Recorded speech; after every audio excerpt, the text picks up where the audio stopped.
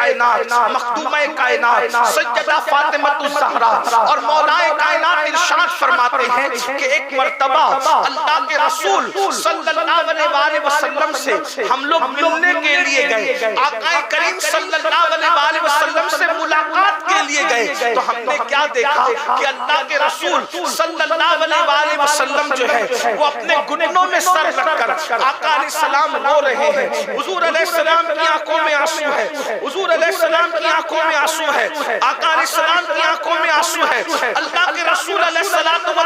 رو رہے ہیں۔ اللہ اکبر، ذرا توجہ سے سننا میری قوم کے جوانوں، اللہ کے رسول کیوں رو رہے ہیں؟ اللہ اکبر، مولا کائنات اور سیدہ فاطمہ الزہرا فرماتے ہیں ہم نے اللہ کے رسول کو روتے دیکھا تو پوچھا یا رسول اللہ، کو کم کر دے، اس کا آواز لوگوں کو سمجھ میں نہیں آئے گا۔ اللہ کے رسول علیہ السلام سے پوچھا یا رسول اللہ آپ کے رونے کی وجہ کیا ہے، کیوں رو رہے ہیں؟ تو اللہ کے رسول علیہ السلام فرماتے ہیں اے علی و فاطمہ،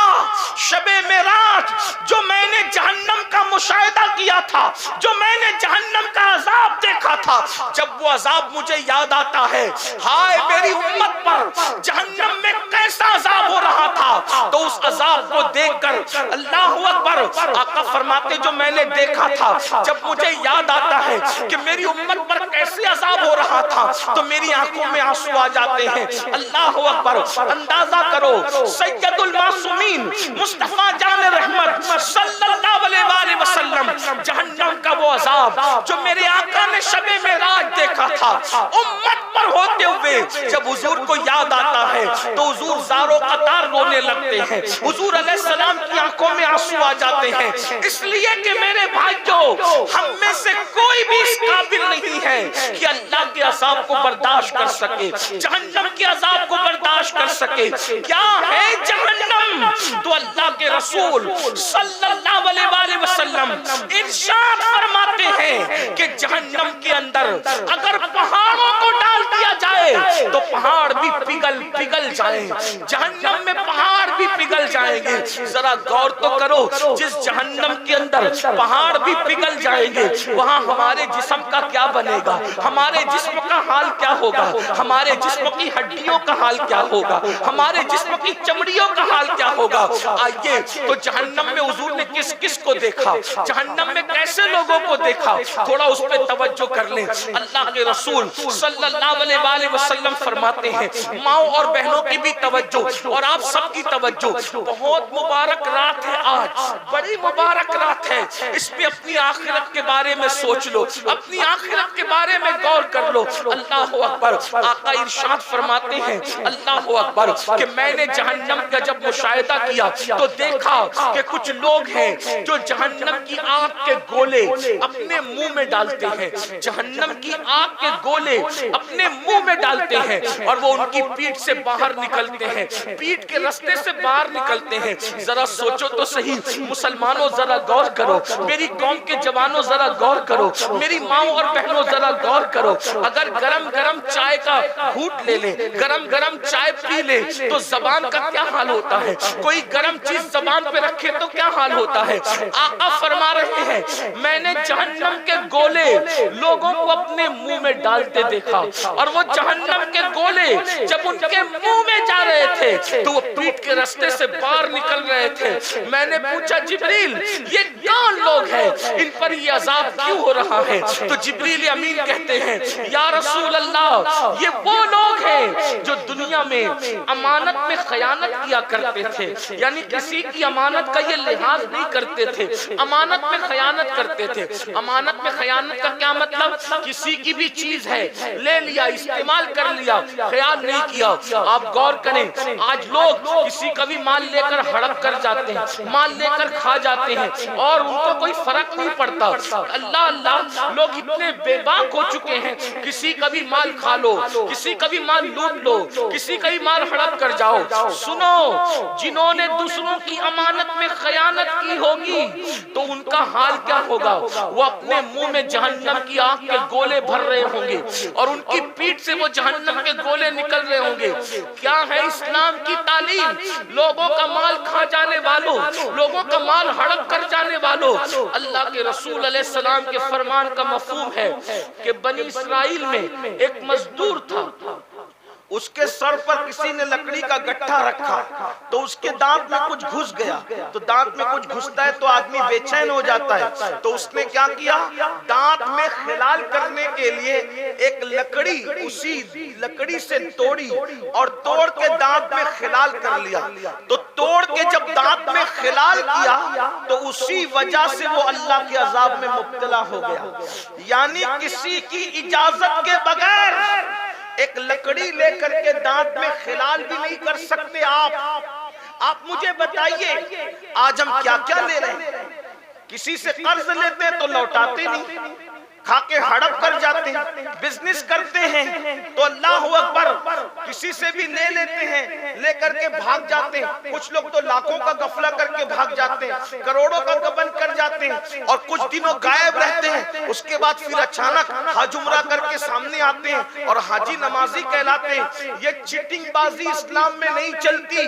اللہ اکبر یاد رکھنا، ہر سال عمرہ کرنا فرض نہیں ہے، ہر سال حج کرنا فرض نہیں ہے، لیکن امانت کو ادا کرنا یہ لازم ہے۔ اللہ کے رسول علیہ السلام نے فرمایا جس کے پاس امانت نہیں ہے اس کا دین نہیں ہے، اللہ اکبر یہ حال ہے۔ پھر اس کے بعد میرے اور آپ کے آقا مصطفیٰ جان رحمت صلی اللہ علیہ وآلہ وسلم ارشاد فرماتے ہیں ہم اور آگے بڑھے تو ہم نے کیا دیکھا کہ اللہ اکبر لوگوں کا حال یہ ہے کہ کچھ لوگ ہیں اللہ اللہ اپنے ان کے ناخن جو ہے وہ لوہے کے ہیں، ان کے ناخن تانبے کے ہیں، ان کے ناخن پیتل کے ہیں اور وہ اپنے ناخنوں سے اپنے سینے کو کھینچ رہے ہیں، اپنے سینے کو کھینچ رہے ہیں، سینے کا گوشت نوچ رہے ہیں، اللہ اکبر ان کے ناخن اللہ نے پیتل کے، تانبے کے اور لوہے کے کر دیے اور وہ اپنے اس گوشت کو کھینچتے ہیں، نوچتے ہیں۔ یہ عذاب دیکھ کر کے میں نے پوچھا جبریل یہ کون لوگ ہیں؟ تو جبریل امین نے عرض کیا یا رسول اللہ یہ وہ لوگ ہیں جو لوگوں کی چگلیاں کرتے تھے، ایک کی بات دوسرے تک پہنچاتے تھے، دوسرے کی بات پہلے تک پہنچاتے تھے اور آپس میں لڑائیاں لگاتے تھے، یہ وہ لوگ ہیں۔ اس کے بعد اللہ کے رسول صلی اللہ علیہ وآلہ وسلم فرماتے ہیں ہم نے دیکھا جہنم کے اندر ایک گڑھا ہے جو نیچے سے بہت کشادہ ہے، یعنی پھیلا ہوا ہے اور اوپر سے انتہائی تنگ ہے، نیچے سے کشادہ ہے اوپر سے تنگ ہے، اور جیسے ہانڈی جوش مارتی ہے ویسے جہنم جوش مارتا ہے اور اس میں سے چیخنے چلانے کی آوازیں آتی ہے، اللہ اکبر اس میں سے چیخنے چلانے کی آوازیں آتی ہے، اللہ اللہ اور ان کی چمڑی کو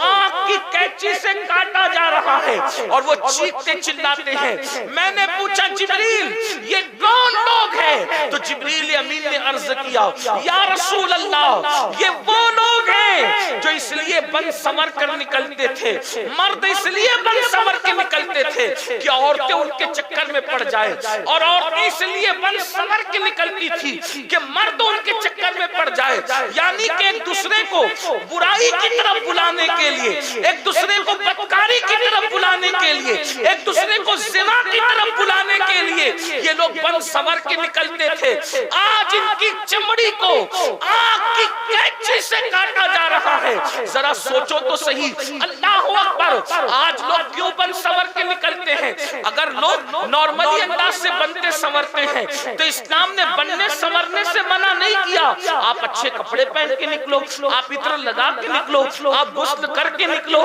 آپ سنگار کر کے نکلو، آپ زینت کر کے نکلو، لیکن اس نیت سے سنگار کرنا، اس نیت سے زینت کرنا مردوں کا کہ عورتیں ان کے فریب میں آ جائے، اور عورتوں کا اس نیت سے سنگار کرنا کہ اجنبی مرد ان کے فریب میں آ جائے، کتنا سخت ترین عذاب ہے۔ فرمایا آگ کی کینچی سے ان کی چمڑیوں کو کاٹا جا رہا تھا۔ ذرا غور کریں، آج ڈاکٹر اگر کسی کا آپریشن آپریشن کرتا ہے تو پہلے بے ہوش کرتا ہے، بے ہوش کرنے کے بعد کتنی نزاکت سے کاٹتا ہے، اس کے بعد بھی جب انسان کو ہوش آتا ہے تو درد کا انجیکشن دیا جاتا ہے، درد کی دوائیں دی جاتی ہے، اس کے باوجود بھی آپریشن والا انسان تڑپتا ہے، بلکتا ہے، بے چین ہوتا ہے، بے قرار ہوتا ہے۔ مسلمانوں بتاؤ، اللہ اکبر، جب عورتوں کو لبھانے کی نیت سے سنگار کرنے والے یا مردوں کو لبھانے کی نیت سے سنگار کرنے والی عورتوں کو جب جہنم میں ان کی چمڑیاں آگ کی کینچی سے کاٹی جائے گی تو ان کا کیا بنے گا؟ اللہ اکبر۔ اس کے بعد میرے آقا فرماتے ہیں میں نے کچھ لوگوں کو دیکھا کہ وہ جہنم کی آگ کے درختوں میں لٹکے ہوئے، اللہ کے سچے نبی فرما رہے، اللہ کے سچے رسول فرما رہے، کیا آقا فرماتے کہ میں نے دیکھا کچھ لوگ جہنم کے